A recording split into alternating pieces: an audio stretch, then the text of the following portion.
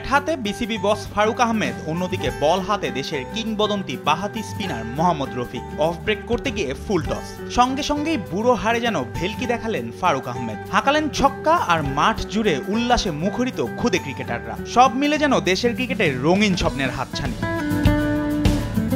বনানীর chairman বাড়ি মাঠে DNCC এবং বনানী স্পোর্টস অ্যারেনা কর্তৃক আয়োজিত ক্রিকেট কার্নিভাল 2025-এ এভাবেই স্বপ্ন বুনতে থাকা নতুন প্রজন্মের সঙ্গে সামিল হন সাবেক ক্রিকেটাররাও। ছোটদের বল নিয়ে ছুটে চলা থেকে শুরু করে বড়দের ছক্কার ধামাকায় এই কার্নিভাল পরিণত হয় এক অভূতপূর্ব মিলন মেলায়।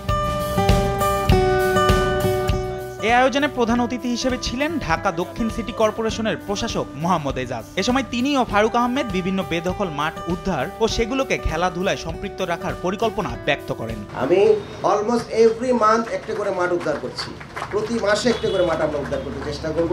আমরা এই মাঠগুলোর মধ্যে মাদার্স ক্লাব করে দিব।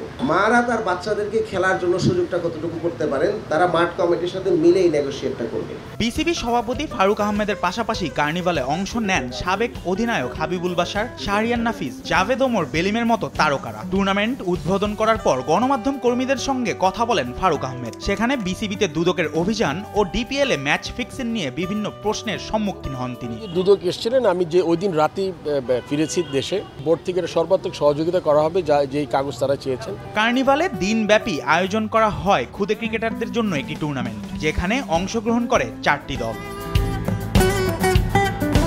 ক্রিকেট মানেই আবেগ, ক্রিকেট মানেই উন্মাদনা, আর সেই উন্মাদনায় সামিল হয়ে এই ক্রিকেট কার্নিভাল যেন দুই প্রজন্মের এক সেতুবন্ধন, যেখানে পুরনোদের অভিজ্ঞতা আর নতুনদের স্বপ্ন একসাথে বুনছে দেশের আগামীর ক্রিকেট ইতিহাস। জুবায়ের নূর, দেশ টিভি, ঢাকা।